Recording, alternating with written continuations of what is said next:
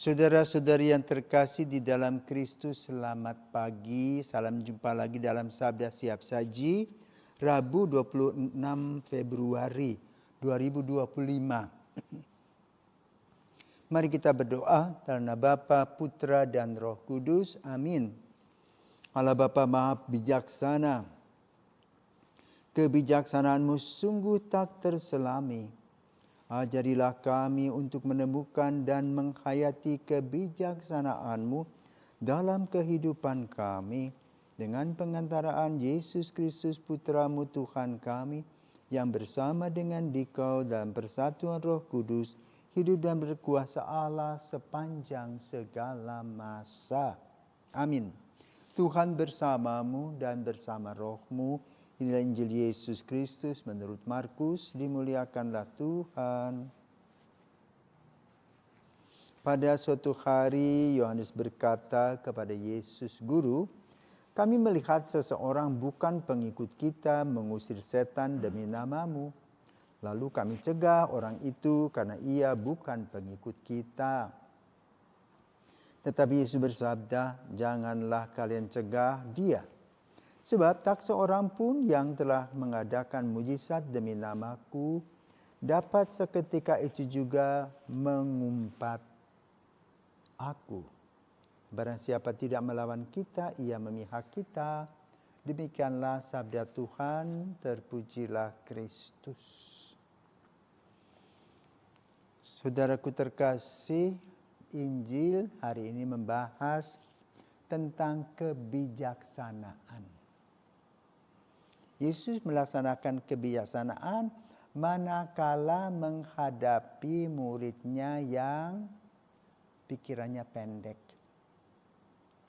Merasa seolah-olah rahmat yang diberikan Tuhan itu hanya untuk segelintir mereka. Pada Tuhan itu segala-galanya ada di mana-mana. Dan setiap orang bisa mengadakan relasi dengan Tuhan sendiri. Maka Yesus mengajar kepada para murid, kalau seseorang juga memberkati orang lain berbuat baik, walaupun bukan dari kelompok kita, ia mendapat izin dari Tuhan sendiri. Maka kamu gak usah terlalu fanatik.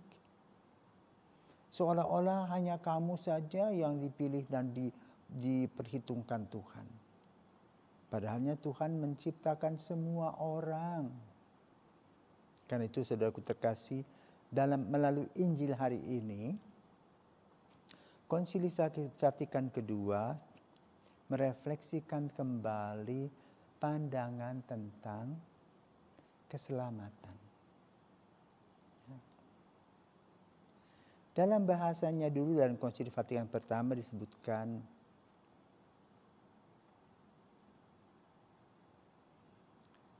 gereja, di luar gereja tidak ada keselamatan. Extra ecclesiam nulla salus. Maka kemudian gereja merefleksikan akan kata-kata Yesus, sehingga dalam Konsili Vatikan kedua lahirlah dekret-dekret seperti Gaudem et Spes. Ya. Kegembiraan dan harapan. Kenapa? Sama-sama diciptakan. Setiap rambut punya akarnya sendiri, bisa tumbuhnya sendiri. Tidak tergantung kepada temannya, tapi semua tergantung kepada kehendak Tuhan. Maka pandangan yang disampaikan oleh Yesus pada pagi hari ini membuka mata dan pikiran kita, bahwa Allah mengasihi semua orang yang ada di bawah matahari. Nah, lalu apa bedanya? Kalau gitu nggak usahlah masuk Katolik. Nah, ada bedanya. Bedanya dengan mengikuti Yesus, kita pasti sudah dapat tiket pasti. Bisa berangkat, misalnya seperti kita mempunyai tiket pesawat terbang. Orang rame-rame mau berangkat, tapi siap di airport semua. Tapi tidak semua orang bisa berangkat. Karena itu kita diminta oleh Yesus untuk menghayati iman kita. Mensyukuri apa yang Tuhan berikan kepada kita sebagai iman dan rahmat bagi kehidupan kita. Sehingga kita boleh menjadi terang bagi orang lain yang tidak paham tentang siapakah Yesus. Bukan dengan teriak-teriak, tetapi dengan penuh kasih dalam kehidupan nyata sehari-hari. Itulah kebijaksanaan seorang Kristiani. Senantiasa memahami kasih Tuhan. Dimanapun berada. Dalam setiap lubang-lubang kesulitan selalu membawa damai dan juga jalan keluar. Kenapa? Menggunakan kebijaksanaan yang Yesus berikan.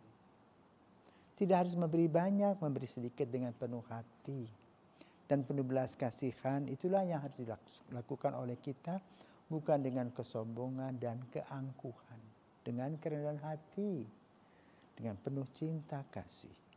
Menganggap semua itu saudara dan saudari yang Tuhan berikan kepada kita, di mana kita hidup.